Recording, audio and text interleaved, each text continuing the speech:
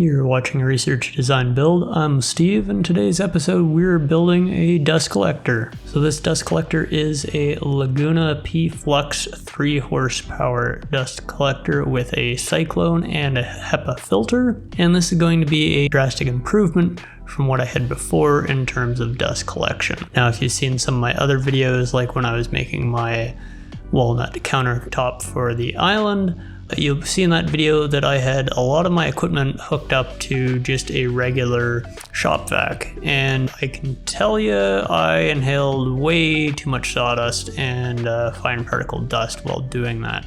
It was by far inadequate and less than safe. So you see it came in a rather large box, and disassembling it as a single person was somewhat challenging. An engine hoist definitely comes in help, and I use that a lot working around the shop, and you'll see that a lot in this build as I maneuver this around.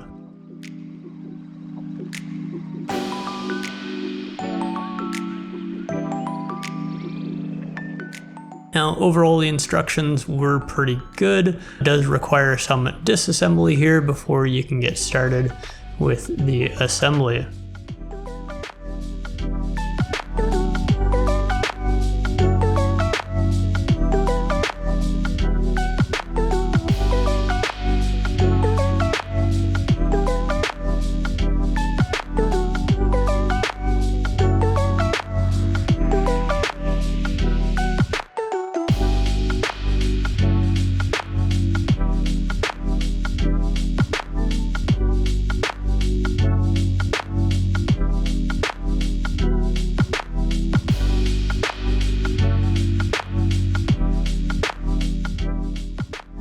Now this is one of the trickier processes, and this is getting all the heavy bits on top of what is a fairly flimsy base at this point. I found the engine hoist was a great help in doing this, and I can't really imagine doing it any other way.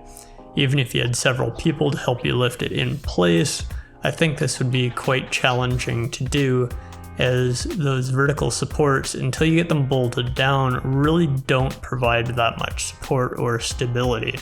I have been very impressed with the overall quality of this piece of equipment, and granted, the price being as steep as it is, I suppose that is well warranted. You see that there's sound deadening or sound isolation pads that kind of go around all of the insides, which really helps with the overall noise when you're putting this machine to use and running it in your shop.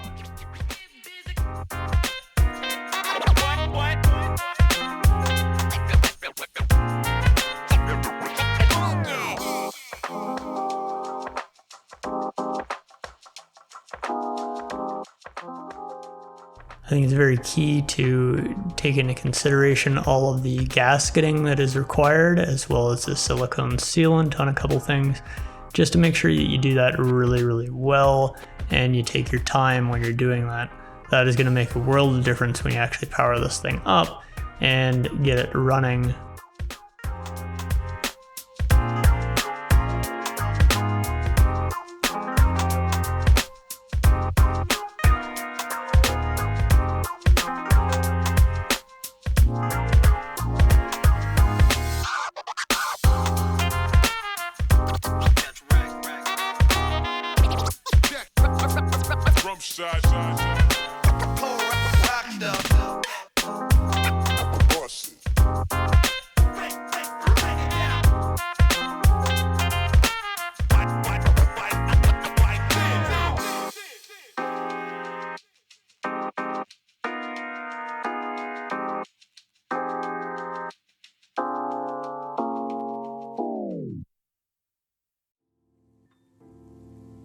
This is probably the hardest part of the entire build, and this is getting this large, very awkward filter into place. Now it's a fairly tight fit, and I did have to keep blocking up from the bottom and kind of working it around.